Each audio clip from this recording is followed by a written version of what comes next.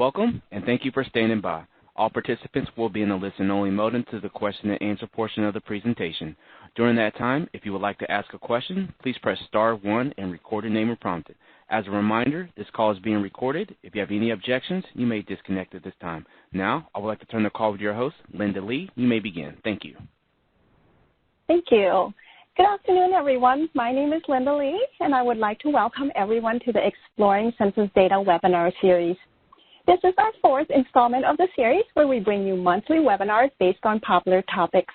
Our webinars are presented by our subject matter experts and include real-life use case scenarios. At the end of each session, you'll have the opportunity to ask us questions during the Q&A section of the webinar. So the webinars are recorded and posted for later reference. You can access our past recordings on our site found under the Census Academy. You can also use this link to learn more about the Census Academy and find recordings from our earlier series as well. Now, please note that we are utilizing technology off-site, and we aim to minimize interruptions as much as possible. If technical issues should arise, please feel free to send us a message via the chat feature and let us know. And a quick note, when utilizing the chat feature, please be sure to select all panelists.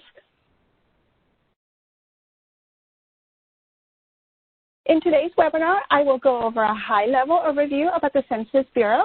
Then we will dive into several of our programs to include the Quarterly Services Survey, the County Business Patterns, the Service Annual Survey, and the American Community Survey.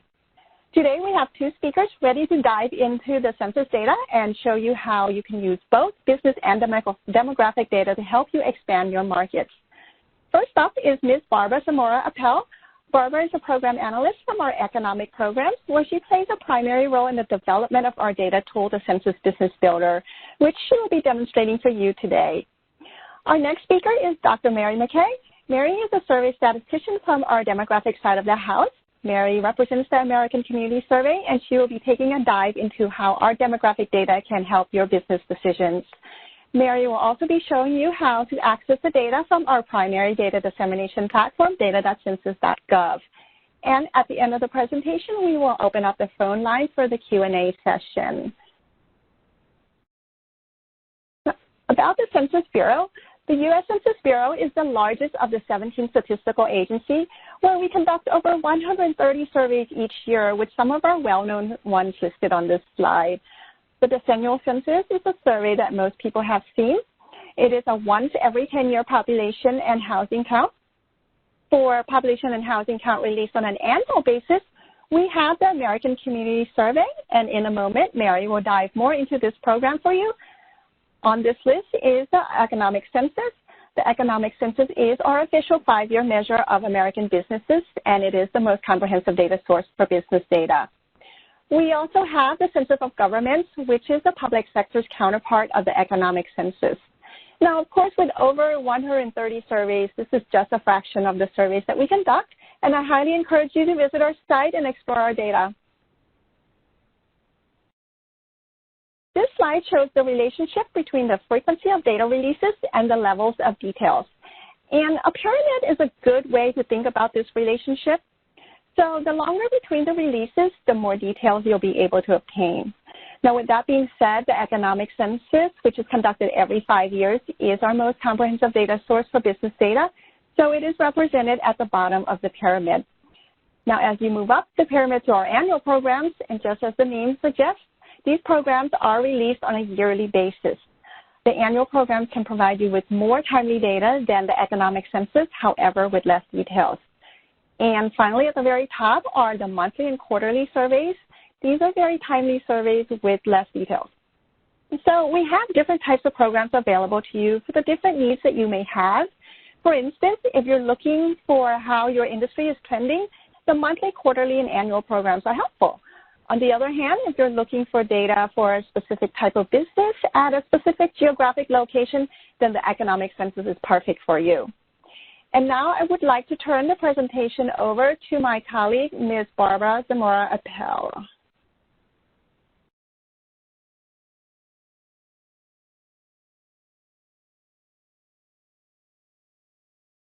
Thank you, Linda. Good afternoon, everyone. As Linda mentioned, today's topic is about expanding your markets. And at the Census Bureau, we have tools and services that can help you explore what kind of market you want to expand into. With expansion, we recommend that you do research. What kind of expansion? There are several market expansions that we have identified. And for example, there is the vertical market. Those are the markets that are already established. Say that you are used to selling paper goods to schools.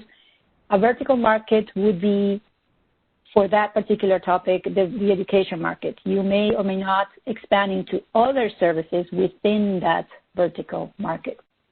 A geographic market is a regional geographic market that can be segmented in various ways: counties, metro areas, or expanding from a zip code to a county, and so on. These examples of this could be regions. For instance, the Northeast region, that could be your market. You may have started in a county, but you expand to the east, to the Northeast region, or the Southwest region. There is the market of engaging new audiences. Perhaps you've always worked with a specific industry, say RV selling of vehicles, but you know that whenever people that buy RVs are asking for other things, that could be a way of expanding into either a new audience or a new product. A new product and service. Perhaps you realize that you have the capability of expanding into a similar segment of your current offering. The consumers may have a new need. That could be a new market opportunity. If you recall, years ago, we all hailed taxis, but then somebody saw an opportunity of ride sharing. Or during the pandemic, grocery delivery services. That came out, and perhaps 5 years ago was not something that many people were thinking about. Adjacent markets. That could be where you leverage your company's current capabilities into success into a new industry. For example, if you publish children's books, you could expand into adult fiction.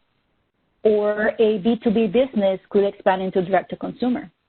So there is a lot of different opportunities for expansion. And today we're going to discuss, or at least show you how you can get data to help you make those decisions. So for our story today, we've chosen the tourism industry, and we have chosen to be in the New Mexico area. We figured that would be a good enough place to begin.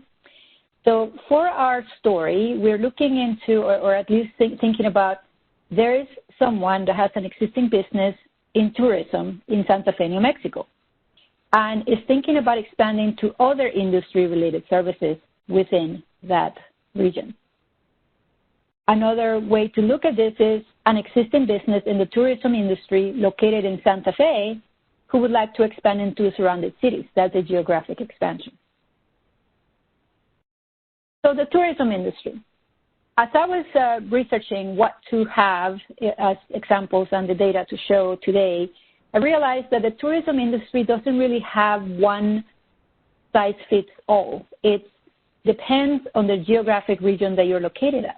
So a tourism industry in New Mexico may be very different than the tourism industry in Hawaii or in Alaska.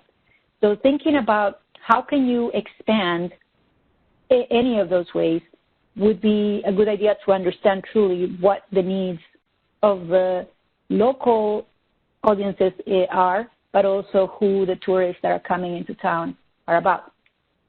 So according to the International Trade Administration, the travel and tourism industry generated $1.3 trillion in economic output. That means that it's a pretty big industry. And it also falls under the leisure and hospitality sector. What I have added here is just a sampling of what someone could think of as the tourism industry. And here is essentially what I mentioned earlier. We have a test case, a company that has had a successful scenic and sightseeing transportation company that is exploring getting into tour operation or recreational and vacation camps. Why? Because this person has found a need. He sees that there's a potential customer base of families and professionals. It is something that has grown in the few years. This is, again, a test case. the competition could be other tour operators, other recreational vacation camps, or a company that offers both or multiples. This person could also be looking into, okay, we have a good market in Santa Fe, but Albuquerque is next door, and we can expand into it. When thinking about expanding geographically, our tools and services are pretty easy to navigate in that you are essentially saying, I know what I have in Santa Fe. I know the potential in Albuquerque, but it's also a potential in Las Cruces, New Mexico. For today, we're going to talk about, in the economic programs, the quarterly services survey, the county business patterns, the service annual survey, and the annual business survey. This is a listing of all the potential economic programs that we have. The top ones are the quarterly programs. You can add every quarter. Then the next set is the annual programs, and then the others are periodic. They could be the quinquennial census, the economic census, as Linda mentioned, or it could be the monthly retail trade survey. Depending on your industry, not necessarily tourism, there could be data for what you're looking for. Other programs that, in our case, that provides data for the tourism industries that I have chosen today are either the 2012 or the 2017 economic census. So these programs offer the basic statistics at the national, state, metro, county, and place levels. They have industry by product at the national and state level. They have concentration ratios at the national level. And they have various size breakouts at the national level. If you want more detailed data, the economic census would be your best bet. We also have the 2012 survey of business owners. You have gender, race, ethnicity, and veteran status. It also has the geography, the U.S. states, metro areas, counties, and places. And it offers data from mixed industries 2 to 6 digits. It also offers firm receipt size, firm employment size. The monthly retail trade survey, which statistics include the various sales inventories and ratios of inventories to sales. And the quarterly services survey for timely data on some industries, including in tourism. So the quarterly services survey. This survey is a principal economic indicator series that produces for selected service industries quarterly estimates of total operating revenue and the percentage of revenue by class of customer, government, business, consumers, and individuals. The survey also produces estimates of total operating expenses from tax-exempt firms in industries that have a large not-for-profit component. In addition, for hospital services, the survey estimates the number of inpatient days and discharges. This survey is conducted quarterly, with the mail-out occurring end of each calendar quarter. The survey form is due 14 days after the end of the reference period. A new sample will be selected about every 5 to 7 years. The quarterly services survey is released online approximately every 75 days after each calendar quarter. And this survey is a subsample of the service annual survey. Users can access and create their own customizable time series trends and charts. If you would like to visit it, the URL is census.gov/services/index.html. The coverage in the QSS is listed here. And because our example is tourism, I'm going to mention it here, but if you say that you're looking into nursing or residential care facilities, there is some data that you can find here, real estate, accommodation, etc. Because the estimates in the report are based on a sample survey, they contain sampling error and non-sampling error.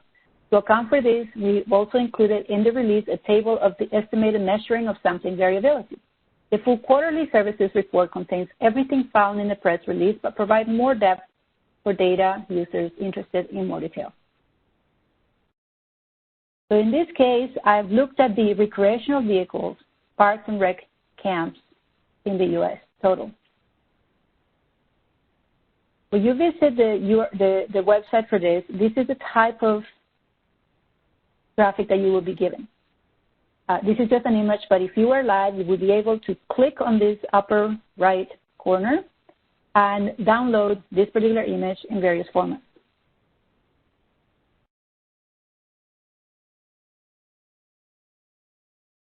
The County Business Pattern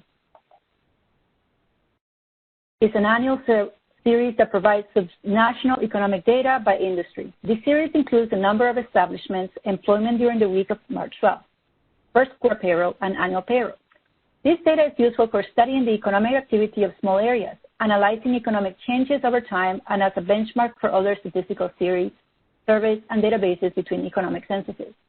Businesses use the data for analyzing market potential, measuring the effectiveness of sales and advertising programs, setting sales, quotas, and development budgets. Government agencies use the data for administration and planning.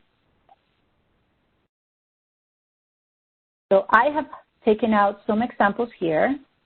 For example, the scenic and sightseeing transportation, NICS code 487990. Oh, by the way, we do have more information about NICS codes at the end of the presentation. But if you would like to have more information about that, please let us know. We do have different training specifically just to the NICS. In this case, for scenic and sightseeing transportation, we find that in the U.S., there's 275 establishments that employ approximately 3,578 people with an annual payroll of 173,766. The next example is tour operators. As you can see the numbers as well, getting this from the County Business Patterns information, and the recreational vacation camps.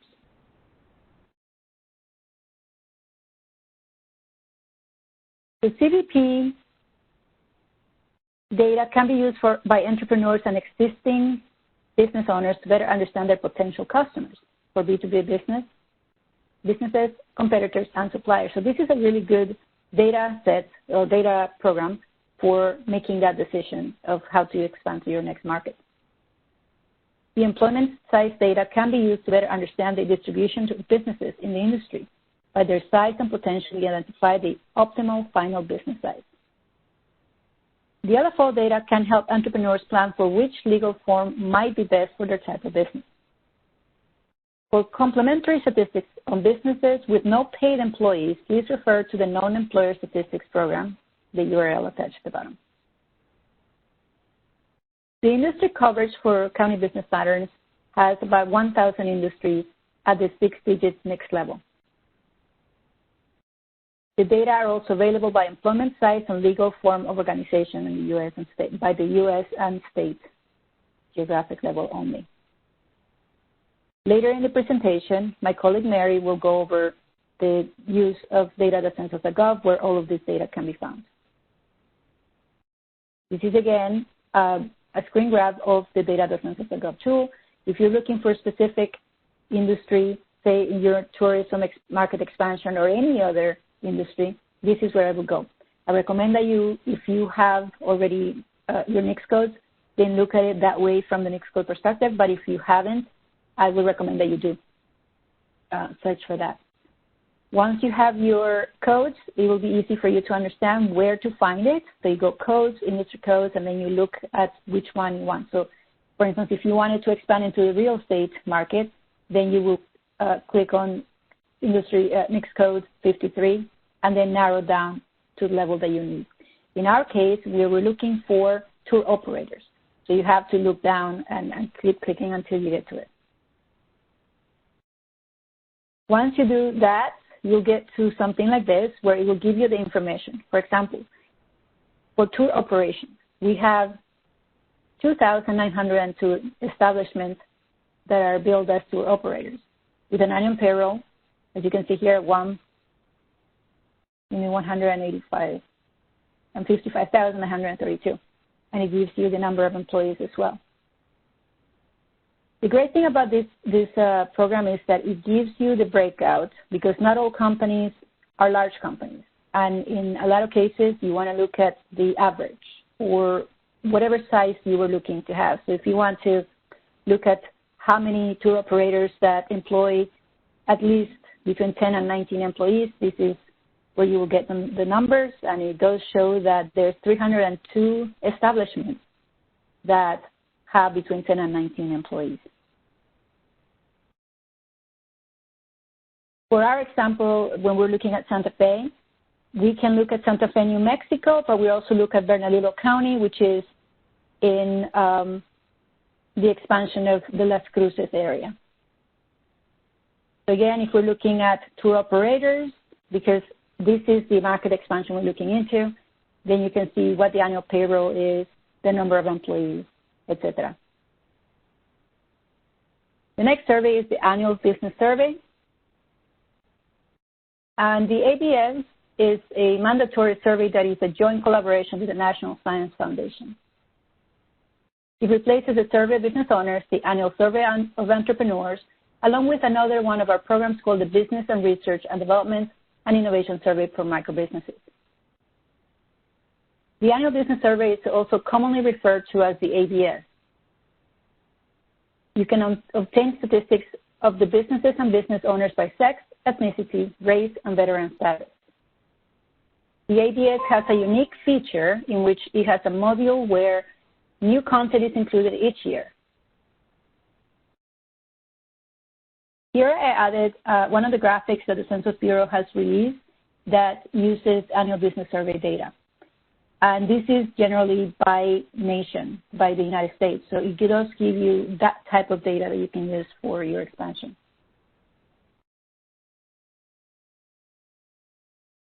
The data are available on data.census.gov, on Census Business Builder, and the ABA's website for download. It's also accessed through the Census API. This data can be used by entrepreneurs and existing business owners to better understand the demographic characteristics of their industry, as well as information about potential customers, competitors, and suppliers. When you go to the data.census.gov and look for this program, this is the type of data that you will get. If we were looking about the number of female-owned businesses in that industry, in this case, tour operators, you will see that there's 733 employer firms led by females. If you wanted to look at the race ethnicity breakouts, you will also see that they're right here at the bottom. Minority, Asian, Native Hawaiian, African American, Black and African American. So this is the type of data that will help you in that business expansion, because if you're looking into a niche area in one of your market expansions, this is what you will see, what it will have. The great thing about this data is that it gives you the number of employers, the sales, the value of shipments or revenue of employer firms, the number of employees, and the annual payroll.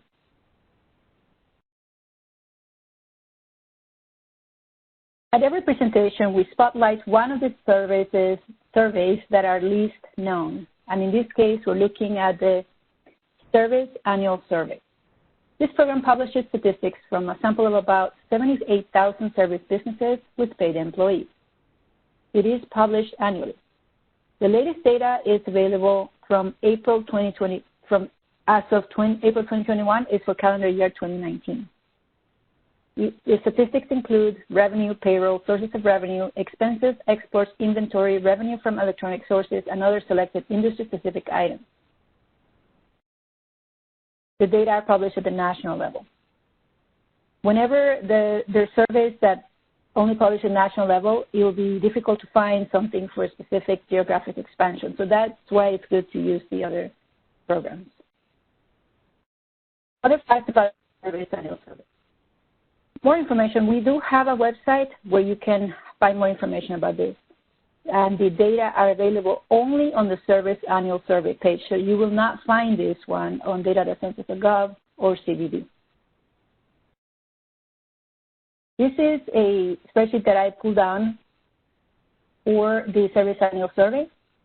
And looking at the tourism still, I decided to go with the amusement, gambling, and recreation industry.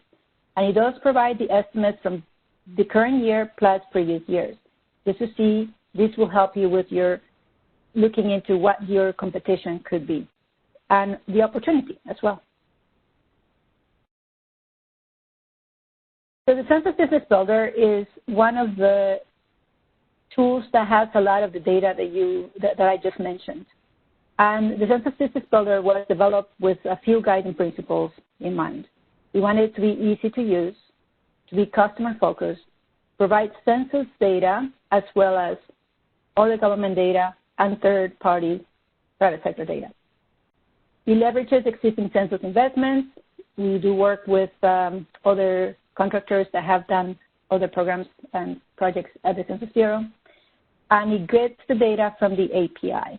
This was the first tool that grabbed the data from the API, meaning that we moved away from downloading tables so that you could get your number. And the best of all things is that it's free. You already paid for it, and now you get to use it. We have two versions. The Census Business Builder Small Business Edition is for someone who wants to look at data specific to a business or a potential business or expanding into a business. And the Regional Analyst Edition, which is normally used by librarians and or state data centers or counties, chambers of commerce who are looking to see how many of all kinds of businesses there are in a particular geography. The tools are very easy to use, and I'm going to show you today just a few of the latest updates that we have had. As I mentioned earlier, it's user-friendly, and it's the user experience is what made this tool the way that it is now. It means that all that you see here was features and data that the public requested. So if you have any feature or data that you don't see here but you think it would be a great idea to have, let us know. We do update this tool on a quarterly basis, or at least we do it. We've gone from quarterly to twice a year to once a year to twice a year, and it changes.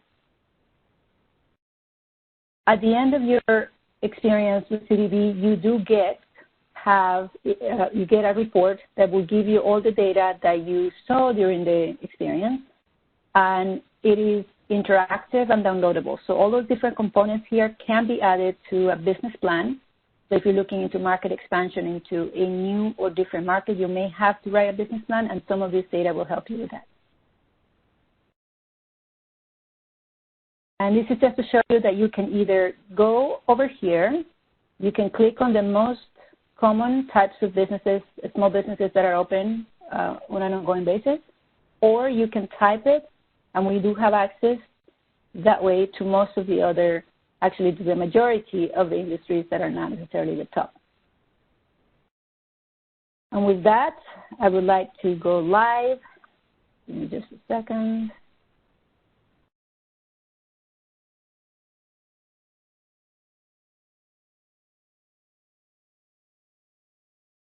Okay, so here we are. So let's say that we want to explore the tourism of tour operators. Click on that, and we're going to go to Santa Fe, New Mexico.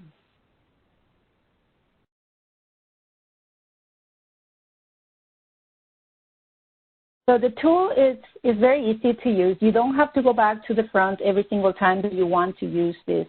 Instead, you can actually click around to see what the data is or what the information is from the adjacent geography. So for instance, if you wanted to expand geographically, you could start in Santa Fe and you can say, well, I am interested in going to Mora County, or I really want to get to San Miguel County. So this tool will make it easy for you to explore that data, the population, and if there are any potential competition there. So for here, we know that there are 8 tour operators in Santa Fe, but I noticed that in San Miguel County, we don't show any. It could be suppressed because they're too few, or they just aren't any. So that potentially could help you in your market expansion. And then you go to McLean, New Mexico, and same thing. So whenever you see an NA, it's because they're not that many, or there just aren't any. It really all depends. Okay. All of this is customizable. So if what you want to see the most is the employer establishments, because that's what you're interested in, then we can move it this way. But It does give you the population of the geography. It does give you the median household income and others. So let me go back to this and just show you the variables that we have. We have a variety of variables for customers, total population, breakdown by age, sex, and race and ethnicity.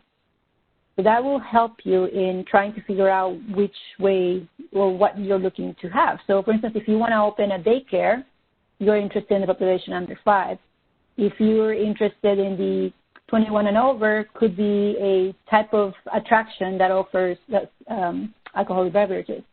Or if you want to open a type of attraction that attracts the people who are retired or 65 plus, that's how it could help you.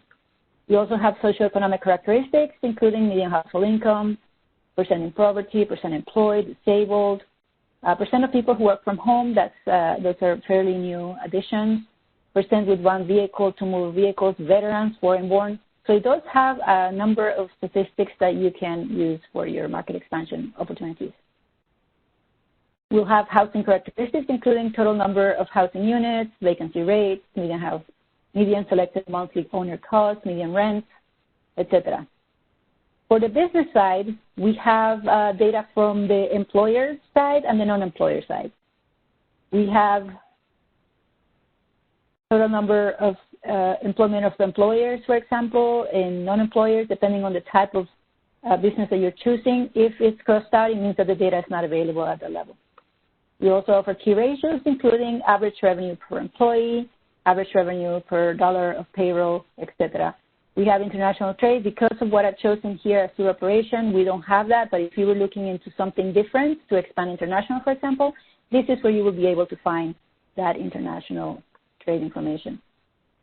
We have the business quarterly levels change, percent change, location of quotient. So there's a lot of information that we have that it could help you as we look at this. We have the workforce data from Bureau of Labor Statistics. We have building permits. This is where you see that how much the area is growing. You can see how many permits were pulled out and what size of buildings they were pulled out for.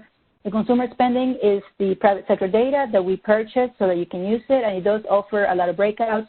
So if you were looking to open a restaurant, for example, a breakfast restaurant, it'll be good to know how much people spend on dining out away from home, which is when they're tourists in some other place. The breakout gives you the averages of people spending on breakfast versus lunch versus dinner. So if you see that there's not a whole lot of interest, or at least people don't spend as much in breakfast in this geography, there may be a reason why. So it's worth looking into. It does have their filters, so you can filter down pretty much all of the different variables. If you're interested in just specifics of income and socioeconomic characteristics, like only the people who have a bachelor's degree or higher, or only the people who are employed or and who own a home, that's the kind of thing that you can do here. One of the latest things that we've added is the geography by metro area. So I just want to show you this really quickly. We go from county. I'm going to zoom out because metro will be a little bit bigger. And now you click on metro, and then you can see where the metro is. So if you're looking to go from county to metro in your business expansion, then this is a good way to see it. The only caveat is that not all of the data is currently available, but it will be updated in the future iterations of this program. When I go back to county again. And another cool feature that we just added recently is, or I guess the newest feature added, is the ability to create industry clusters. So if you wanted to create your industry cluster, you already have tour operators, but you say, you know what, I want to get into passenger transportation because I see that there is a great need for it. There is a lot of different needs for it. People need to be driven somewhere. They don't want to rent a car. Then that's the kind of industry that you could get into. Let me see if I can find the right one. When looking at the NICS codes, it's good to have that because there's a lot that goes here. Say that you want to get into golf carts or motorized passenger golf cart merchant wholesalers, or you want to get into monorail systems, and that's really big. It's probably not for a small one. Transporting passengers to, from foreign pods. I mean, there's a lot that you could be looking into. You could look at restaurants because you see that the tourists need to eat somewhere, and so that could be part of your industry cluster. And then you could look at training. You've seen a lot of people who do a lot of professional training. When they go, they take trips to do just that.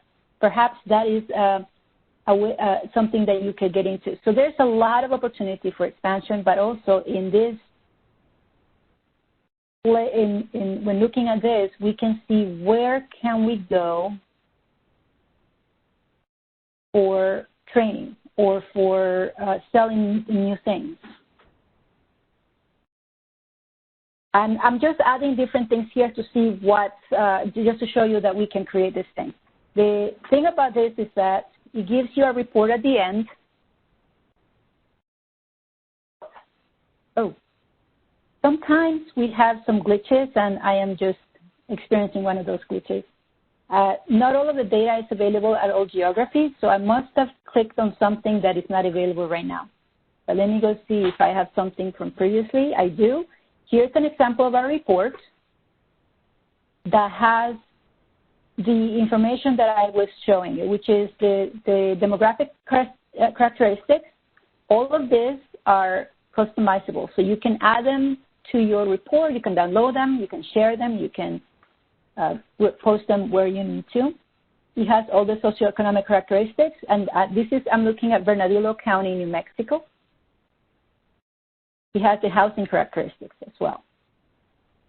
And here is where you will find the combine of all the different industries that you created. So your industry cluster would be the combination of all the different industries that you added. So this is the combined. So 627, and that includes all of these different things that I chose here for your cluster.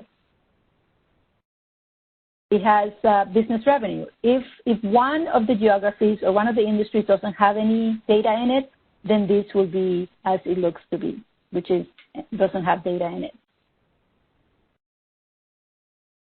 And again, the builder permits, that seems to have this to show up. The consumer spending data over here is what I was mentioning earlier, that if this is private sector data,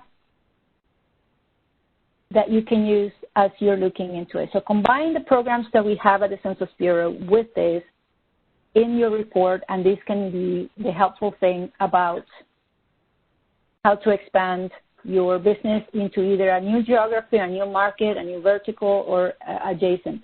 So, and with that, I'll give it to Mary, who will continue with the presentation. Thank you very much.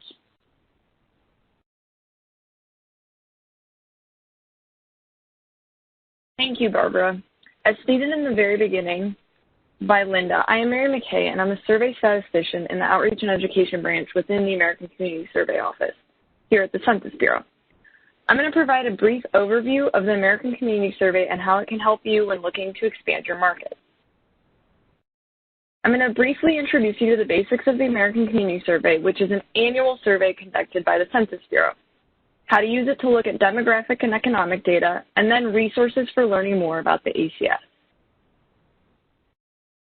To begin, the ACS is on the leading edge of survey design, continuous improvement, and data quality. It is the nation's most current, reliable, and accessible data source for local statistics on critical planning topics. The survey samples approximately 3.5 million addresses each year. These data are collected continuously throughout the year to produce annual social, economic, housing, and demographic estimates. The data collected through ACS is used to distribute more than $675 billion of federal government spending each year. Our estimates, covering more than 40 topics, support more than 300 known federal uses and countless non-federal uses. Examples of some programs that use Census Bureau data to determine funding include the U.S. Department of Agriculture Supplemental Nutrition Assistance Program, the Department of Health and Human Services Head Start Program, the Department of Housing and Urban Development's Community Development Block Grant Program, and Public Housing Capital Fund. The Census Bureau typically releases these different sets of data estimates from the ACS each year in the form of 1-year and 5-year period data sets, as well as 1-year supplemental estimates. These data products are released about 1 year after the data are collected. ACS data are generally released in September, the calendar year after collection, as 1-year estimates, in October, the calendar year after collection, as 1-year supplemental estimates, and 5-year estimates are generally released in December, the calendar year after collection. For example, the 1-year ACS data collected from January 1st through December 31st of 2019 were released in September of 2020. ACS 1-year estimates, which combine data collected over 12 months, are available for geographic areas with populations of 65,000 or more. ACS 1-year supplemental estimates are a subset of detailed tables that are available for geographic areas with populations of 20,000 or more. They are simplified versions of popular ACS tables and provide the most current data to almost twice as many geographies as compared to the standard 1-year release. ACS 5-year estimates combine data collected over 60 months and are available for geographic areas of all sizes down to the census tract and block group level for select data tables. The full detailed data release schedule for each year is available on the link you see on this screen, which you can navigate to by visiting census.gov/ACS. The 2020 data release schedule looks a little bit different from the standard schedule shown on this slide.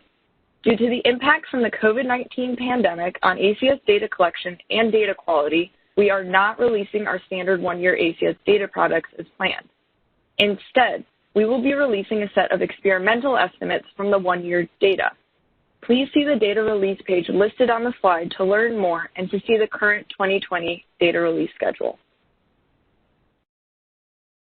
The content collected by the ACS can be grouped into 4 main types of characteristics: social, demographic, economic, and housing. Social characteristics include topics such as education, marital status, fertility, veterans, disability status, place of birth, and others. The ACS also collects basic demographic characteristics such as sex, age, race, and Hispanic origin. This is the same information collected on the decennial census. Economic characteristics include such topics as employment status, income, commuting to work, occupation, industry, health insurance, and others. These topics are particularly relevant to today's focus, and you will see more about them in my demonstration. Housing characteristics include topics such as tenure, information about occupancy, and the structure itself, which includes home value, housing costs, which includes mortgages, taxes and insurances, utilities, plumbing, kitchen facilities, and others. Each question on the ACS is used for federal and state government programs. These topics are used to produce more than 1,000 tables for local communities. The ACS provides data for more geographies on an annual basis than any other household survey. Over 13,000 geographies for 1-year estimates, 15,000 geographies for 1-year supplemental estimates, and 776,000 geographies for the 5-year estimate. The image on this slide shows some of the geographies for which ACS data are produced and the relationship between them. Lower geographic areas fit neatly within larger areas directly connected with lines. For example, school, congressional, and state legislative districts fit neatly within states and do not cross state boundaries. However, they may cross boundaries of counties or metropolitan areas. In this visualization, you can see the smallest geographic building block is the block group. The ACS's unique ability to report on a wide range of geographies is what gives it such a broad appeal. Covering a wide range of geographic areas, ACS data are most commonly needed at the state, county, place, census tract, and block group geographic levels. This slide illustrates the relationship between these common geographic types and how they are nested within one another, as this example shows in Santa Fe, New Mexico. Census tracts are small statistical subdivisions within a county with populations of 1,200 to 8,000 people, So think small towns, rural areas, or neighborhoods. Block groups are groups of blocks within a census tract with about 600 to 3,000 people, as you've seen blown out in the right corner of the screen. Again, ACS's unique ability to report on a wide range of geographies is what gives it its broad appeal. We cater to a variety of data users just like you with unique needs, so we have a variety of data access tools. This is a list of just a few of those tools. All data tools are available from census.gov. Choose the Explore Data tab from the blue ribbon at the top of the screen, then click on Data Tools and Apps tab to view a comprehensive list of census tools and apps. As stated in the very beginning of this presentation, I'm going to be using the final tool on this list, data.census.gov, for my demonstration. Speaking of which, let's now walk through how to use data.census.gov to review demographic and economic data that may be relevant and important when you are considering expanding your market. Data.census.gov is the Census Bureau's main data dissemination system and is the primary way to access data from the American Community Survey, Decennial Census, and more. The vision for data.census.gov is based on overwhelming feedback to streamline the way you get data and digital content from the Census Bureau. To learn more, please visit the links at the bottom of the slide. There are a few considerations to be made before reviewing ACS data in this context. Because it is a household survey, the ACS has no data on businesses themselves. The survey does collect information about workers, including occupation and industry, which you will see shortly. The data tables are mainly based on where an individual lives, which may not necessarily be where they work. And depending on your geography of interest, there may be different data sets available to you. Just to remind you, our 1 year are only for geographies with populations of 65,000 or more. 5-year estimates include all geographies regardless of population size. I'm going to use data profiles to look at social, demographic, economic, and housing estimates from the ACS. Data profiles are types of tables that offer numerous variables at different geographies. These profiles provide a broad look into a location. So here we are at data.census.gov. To start, I'm going to type in DP0 asterisk into the search bar. Using the asterisk allows my search to return all tables that begin with DPO, meaning all the ACS data profiles should show up. So as we see here, these are the data profiles. There are 4 that we can use to look at Santa Fe County, New Mexico, which is my first geography of interest. Note that the third one here is for Puerto Rico. So I'm going to click here to view all tables. The nice thing about data.census.gov is there are many roads you can take to get to your final destination. I say that to let you know that what I'm doing in this demo is not the only way to do it. With that said, when the table loads, the default location is the United States. We see that the product is the 2019 ACS 1-year estimates as well. So I want to find information for Santa Fe County, New Mexico to start. So I'm going to use the filter option on the left side here to limit my geography.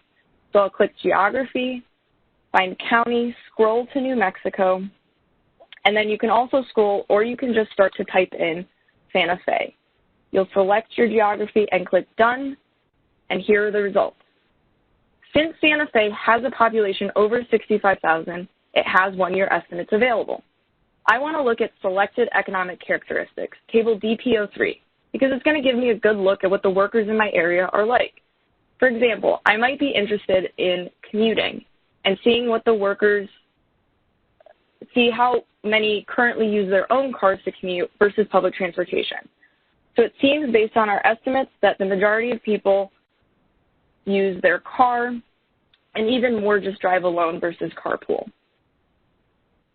You can also see mean travel time to work, and this is helpful in knowing if your employees travel or commute to your place, and you can see about how far they go and assess how far they might be willing to go. I can continue to explore table DPO3 to get a better picture of economic characteristics of my area with my particular interest in tourism and sightseeing. This can include looking at occupation, where we see 22.1% of the employed population works in service occupations. And then down in industry, we see that 14.5% of the employed population works in arts, entertainment, recreation, accommodation, and food services. You can always adjust the width of your column here at the top. Another nice feature of data.census.gov is that you can pull up multiple geographies. I'm going to show you another method to filter data, this time using Customize Table at the top right side here. So here you see that the table looks a little bit different, particularly along the top. Let's change our geography to look at 3 places, Albuquerque, Las Cruces, and Santa Fe City.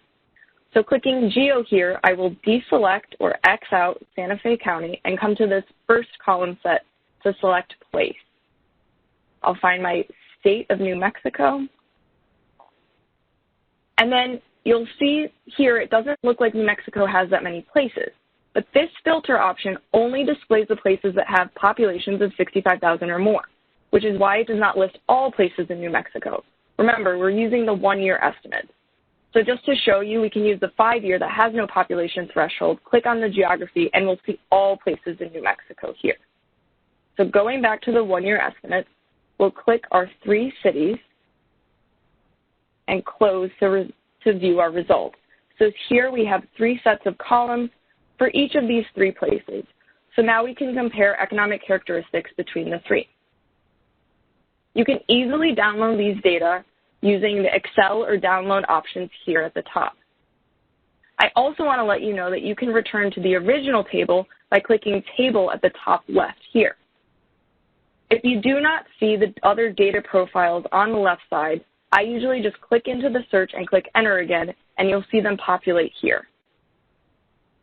I hope this brief demonstration was helpful to you in seeing how you can easily look at the demographics of your market, including employees, but also maybe potential customers, depending on your industry. You can click into other data profiles to look at characteristics of the population that may be important to you when deciding what markets you want to target, and what the current population looks like to understand potential trends for the area. Say if you're looking to attract a certain age range, such as young professionals or families.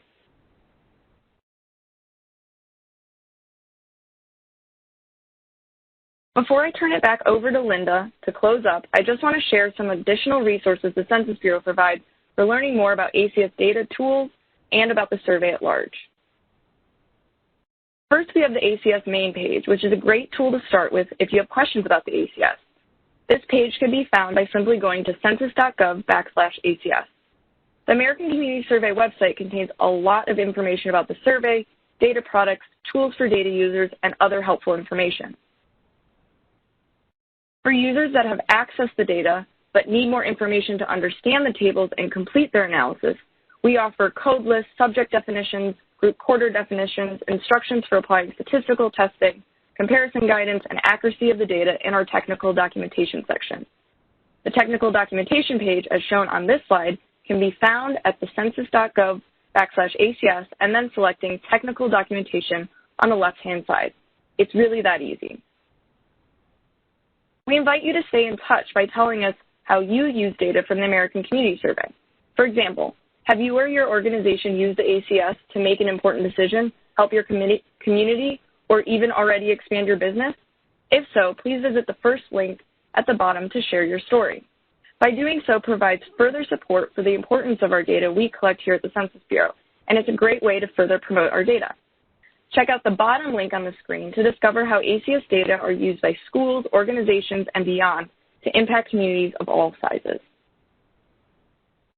Also, I want to inform you that there is a group specifically for users of American Community Survey data, known simply as the ACS Data Users Group. The purpose of the ACS Data Users Group is to improve understanding of the value and utility of ACS data, as well as promote information sharing among data users about key ACS data issues and applications. The group includes a website and online community with almost 3,000 members. The website contains information such as previous conference presentations from our ACS data user conferences and archived webinars. This online community is a site where members can share messages, materials, and announcements related to ACS, and Census Bureau staff are also members who share program updates here. To learn more, go to acsdatacommunity.prb.org, listed at the bottom of this slide. I encourage you to connect with us directly.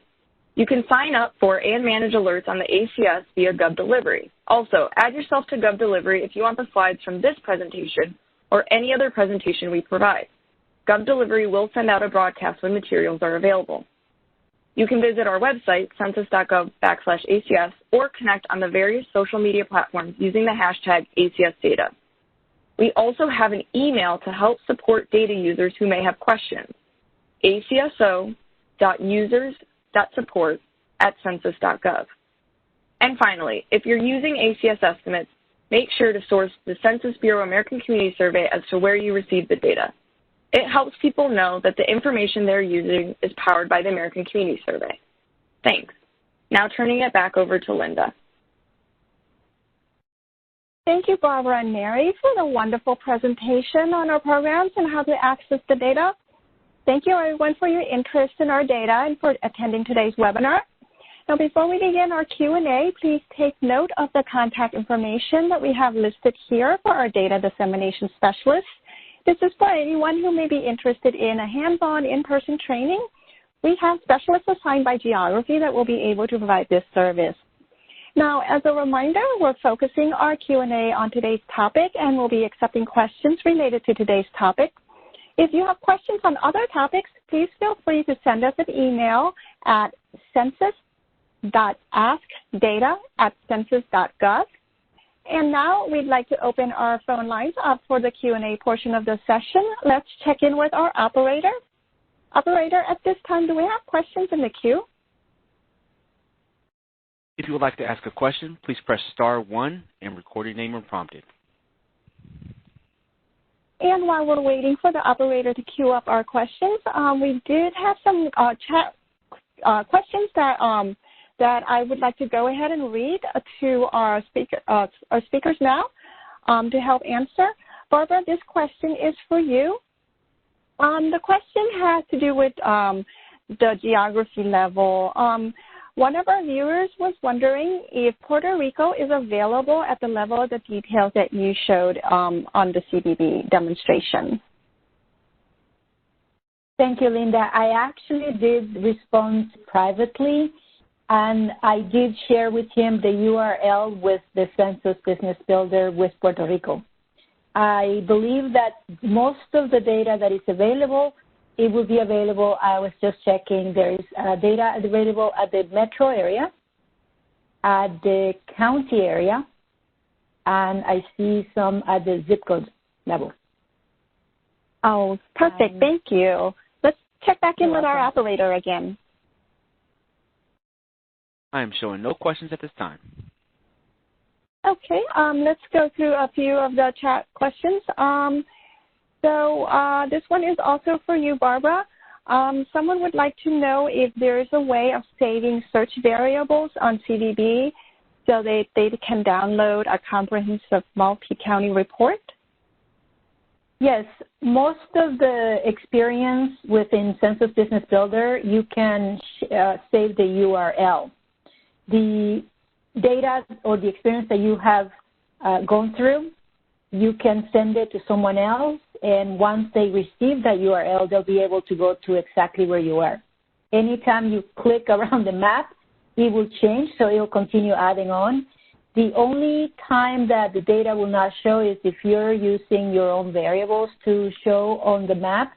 That will not save, so that's only in your computer. We do have some training just on CBB where we can go over all these different things, and one of the options or categories that we have is my variables. That's the only thing that will not save, but everything else will save. That you can share it. The components, including the dashboard, is all customizable, as I think I showed a little bit, where you can click what is more relevant to you. When you select your variables, and I actually didn't show it, but we do have a bivariate mapping, so you can see two variables at the same time on the map. All of that as well is saved, and you can share it that way. Thank you, Barbara. Sounds great. Let's check back in with our operator again. Operator, do we have questions? I am showing no questions. Okay, let's continue with a few more of the chat questions that have not been addressed. I have a question here, and I'm going to try to answer it based on what I think the question is asking. The question is, how about seasonality becoming an all-year destination instead of just summer or winter? can this be parched in any way? I'm thinking, are you asking about the data? Some of our data are seasonally adjusted. You have a choice to select seasonally adjusted or not seasonally adjusted, and a lot of these are indicator data. And I'm not sure if this answers your question. If it does not, please feel free to contact us at 1-800-242-2184 for the Data User and Outreach Education Branch, and we will get you in contact with the appropriate subject matter experts. Operator, let's check in one more time. Are there questions? I'm showing no questions. Okay, that sounds good. Let's check through the chat question.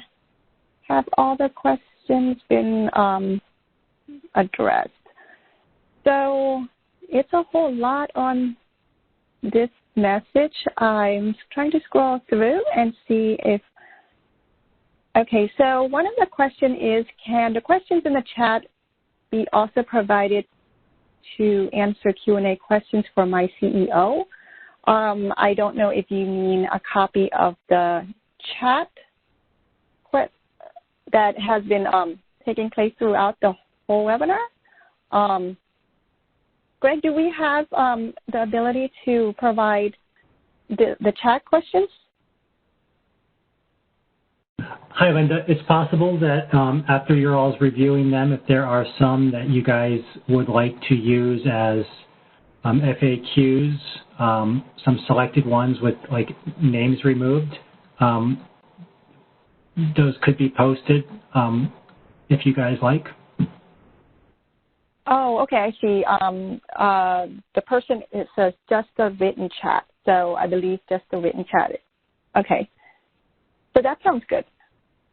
Thank you, Greg. Linda. So, Hi. To the question that asked about seasonality, it may be that he's looking into some people travel to Deer Park, for instance, for the winter time. But I would say that if you want to go on an all-year destination, you got to look at what are the types of activities that are available throughout the year, and then look at the NAICS codes for those activities, and then build your cluster. So if you want skiing, and then you want hiking, you want canoeing, you want, it really all depends on what is available in that particular destination. Because, like you're right, what Linda said is about the seasonality of the data, but if you're looking about the seasonality of an expansion, a market expansion, that's where you need to be looking into. What activities are available in that region, and could you expand into those markets? Thank you. Thanks, Barbara. We have a question coming about, can we explore companies by categories? So I'm going to answer, and then I'm going to also refer to my colleague, Jen. So I believe, based on this question, so we publish our data at an aggregate level where you will not be able to identify a specific company, but you can certainly look at sectors of the economy. And I'm going to go ahead and refer this question to Jen as well, who covers the county business patterns. Hi, this is Jen. Can you hear me all right, Linda? Yes. Okay, yeah. As Linda was saying, we do have available data by industry up to the 6-digit NAICS industry level. And we also have employment size class breakouts for some as well. I'm not necessarily sure what you're referring to as category. Is that kind of in the vein you're asking? And we're more than happy to help you look for specific industry. But again, yeah, we couldn't look by a company name. Yes, thank you, Jen. The person asking the question said yes.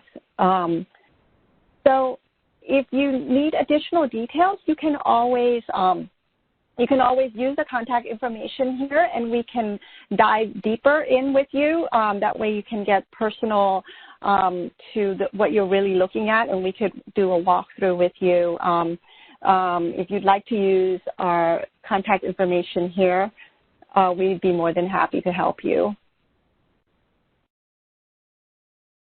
So let's check in one last time. Operator, do we have questions?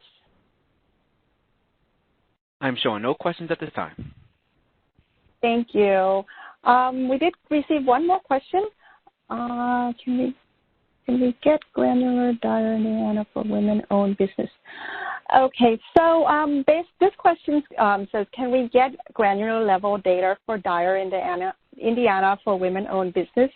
This is going to come from our annual business survey. If we do have data at that level, it's going to come from the 2017 annual business survey. If you're familiar with doing the search, what Mary showed on data.census.gov, you can certainly go there and select the annual business survey and do a geography filter where you can see if the data is available. But if it is available, it's going to come from the 2017 annual business survey. And there is one more question coming in.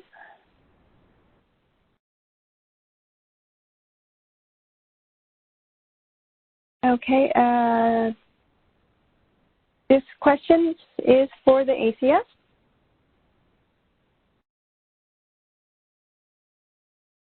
It sounds like I'll refer to the ACS staff, but I thought I couldn't keep up with the chat feature, but I thought this question looks familiar from earlier. Hold on. Hey, Linda, this is Amanda. So question was actually answered. I will copy and paste the answer for you. It was answered by Caleb Hopler from our team. This is Amanda Clinic with the American Community Survey Office. So I'm just going to paste this in, and you should be able to see it right now. It's coming from Amanda Clinic. Thank you, Amanda. Mm-hmm. So at this moment, I would like to express our thanks to everyone again for attending today's webinar. And if you have questions and need assistance with looking for data, please use the contact information provided on this slide. And this concludes today's webinar. Have a great day. Thank you, everyone. Bye. Thank you for your participation. This concludes today's conference. You may disconnect at this time. Thank you.